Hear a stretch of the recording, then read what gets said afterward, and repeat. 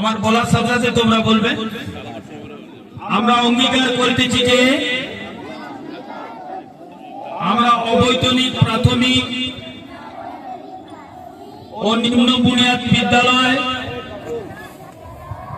মাদ্রাসা ও শিশু শিক্ষা কেন্দ্র সমূহের 41তম রাজ্য প্রাথমিক বিদ্যালয় ক্রীড়া প্রতিযোগিতার নিয়মাবলী মান্য ও পালন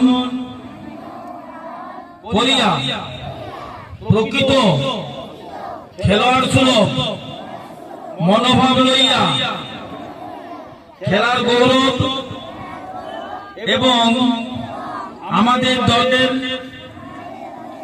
সম্মানার্থে এই প্রতিযোগিতায় অংশগ্রহণ করিব।